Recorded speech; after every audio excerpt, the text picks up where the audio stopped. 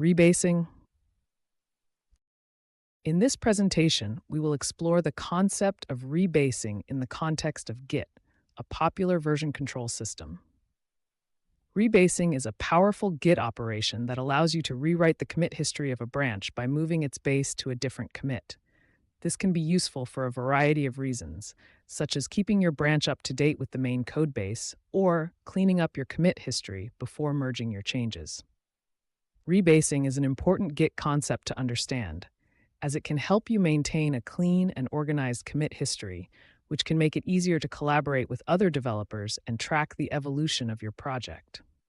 In the following slides, we will dive deeper into the details of rebasing, including how it works, when to use it, and some best practices to keep in mind.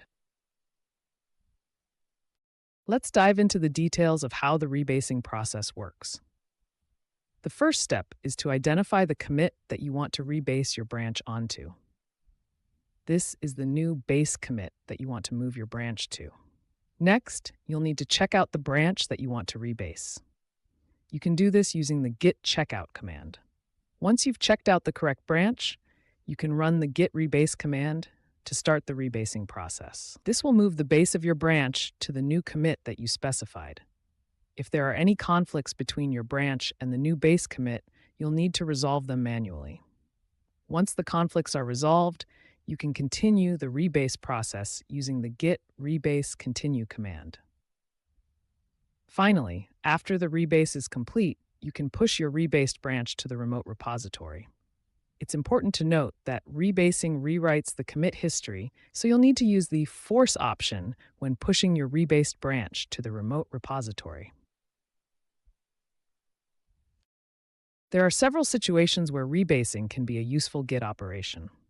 One common use case is keeping your branch up to date with the main codebase. If the main codebase has changed since you created your branch, you can rebase your branch to incorporate those changes. Another use case for rebasing is cleaning up your commit history. Rebasing allows you to squash or rearrange your commits, making your commit history more organized and easier to understand. This can be particularly useful before submitting a pull request, as it helps ensure that your branch has a clean and linear commit history. Rebasing can also be useful when collaborating with other developers on a shared branch. By rebasing your branch, you can help resolve conflicts and keep the commit history clean, which can make it easier for everyone to understand the evolution of the codebase. It's important to note that rebasing rewrites the commit history, so it should be used with caution, especially when working on a shared branch or when collaborating with other developers. In these cases, it's generally a good idea to communicate with your team and coordinate the use of rebasing to avoid any conflicts or confusion. When using rebasing, there are a few best practices to keep in mind. First and foremost, it's important to communicate with your team, especially if you're working on a shared branch. Rebasing can rewrite the commit history, which can cause conflicts or confusion for other developers, so it's important to coordinate with your team to ensure that everyone is on the same page. Another best practice is to rebase your branch frequently. Rebasing regularly can help you keep your branch up to date and your commit history clean, which can make it easier to collaborate with other developers and track the evolution of your project. It's generally best to avoid rebasing public branches, such as the main branch of your project. Rebasing public branches can cause issues for other developers, as it can rewrite the commit history that they're working with. Instead, it's usually better to rebase your own feature branches and then merge them into the main branch. When rebasing, it's often helpful to use the git rebase interactive command, which allows you to customize the rebase process. This can be useful for squashing or rearranging your commits or for resolving any conflicts that may arise during the rebase. Finally, it's a good idea to create a backup of your branch before rebasing, just in case you need to revert the changes. This can help you avoid any unintended consequences or data loss during the rebasing process.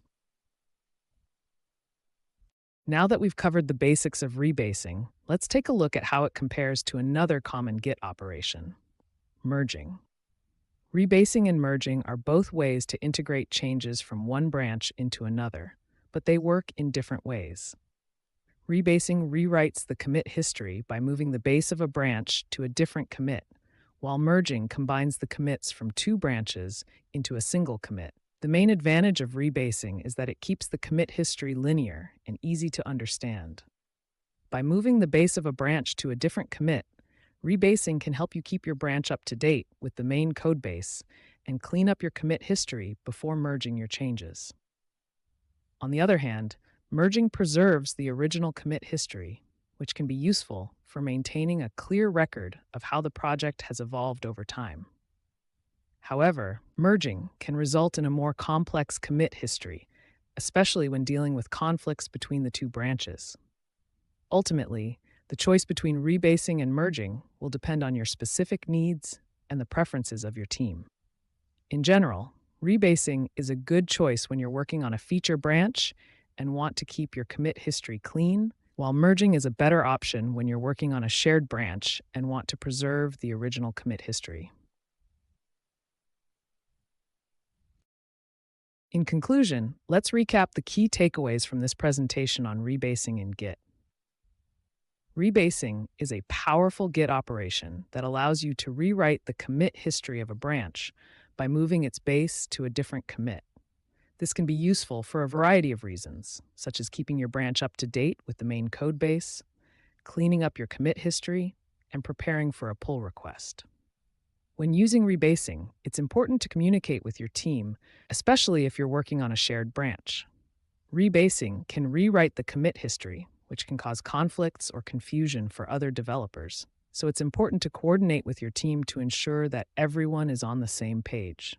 It's also a good practice to rebase your branch frequently, as this can help you keep your commit history clean and organized.